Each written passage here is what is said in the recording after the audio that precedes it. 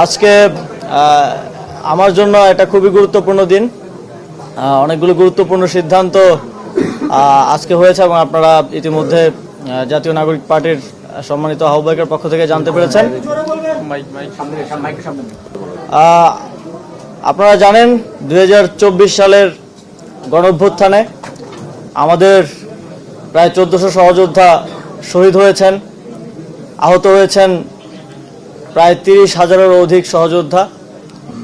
বাংলাদেশের ইতিহাসে অত্যন্ত গুরুত্বপূর্ণ একটি ঘটনা হয়ে থাকবে এই গণঅভ্যুত্থান, যে গণঅভ্যুত্থানের মধ্য দিয়ে একটা দীর্ঘ ফ্যাসিবাদী শাসনের পতন হয়েছে এবং তারপর আমরা নতুন বাংলাদেশ বিনির্মাণের যেই পথ চলা, সেই পথ চলায় অগ্রসর হচ্ছি।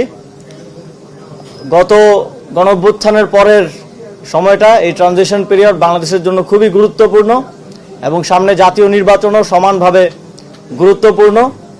আমরা একটা গণতান্ত্রিক প্রক্রিয়ার মাধ্যমে একটা গণতান্ত্রিক সরকার গঠনের দিকে বাংলাদেশ এগিয়ে যাচ্ছে।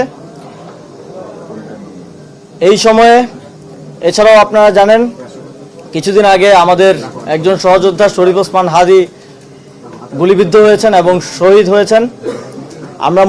আমি মনে করি যে এই সময় জুলাই গণঅভ্যুত্থানের সকল শক্তিকে ঐক্যবদ্ধ থাকা এবং ঐক্যবদ্ধ রাখা সমানভাবে গুরুত্বপূর্ণ এবং একই সাথে এই গণঅভ্যুত্থানের যে আকাঙ্ক্ষা, শহীদদের এবং শহীদদের পরিবারের আহতদের যে আকাঙ্ক্ষা, বাংলাদেশের লক্ষ কোটি মানুষ যারা রাজপথে নেমে এসেছিলেন জীবনের তোয়াক্কা না করে, তাদের যে আকাঙ্ক্ষা, সেই আকাঙ্ক্ষা বাস্তবায়নের জন্য এই নির্বাচনকে কেন্দ্র করে আবারও সময় এসেছে ঐক্যবদ্ধ হওয়ার।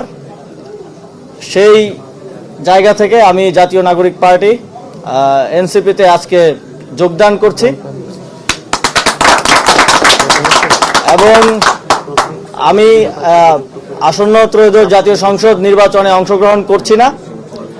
আমি মনে করি যে আমার একজনের সংসদে যাওয়ার থেকে আমাদের জুলাই গণঅভ্যুত্থানের সহযোদ্ধাদের আরও অসংখ্য সংখ্যায় সংসদে যাওয়ার ক্ষেত্রে যদি আমি অবদান রাখতে পারি, আমার দায়িত্ব যথাযথভাবে পালন করতে পারি, তাহলে এর থেকে বড় সাফল্য আর কিছু হতে পারে না। এবং এই নির্বাচনে যেহেতু আজকে যেই নমিনেশন জমা দেওয়ার শেষ দিন ছিল, সবাই নমিনেশন জমা দিয়েছেন, আমরা প্রত্যাশা করি খুবই সুষ্ঠু এবং নিরপেক্ষতার সাথে, কোনো ধরনের হানাহানি ছাড়া আমরা এই গণতান্ত্রিক উত্তরণকে সফলতার সাথে বাংলাদেশ অতিক্রম করতে পারবে এবং এই গণতান্ত্রিক উত্তরণের পক্ষে আমি কাজ করে যাব। এবং একই সাথে আপনারা জানেন এই নির্বাচনে দুটি ব্যালট থাকবে।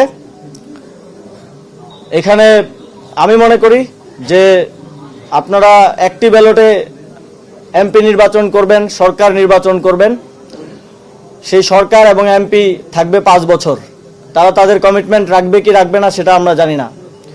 তবে আপনারা যদি গণভোটে হ্যাঁ ভোট দিয়ে নির্বাচিত করেন, এই সংস্কারের মাধ্যমে বাংলাদেশ আমি মনে করি যে 100 বছর এগিয়ে যাবে।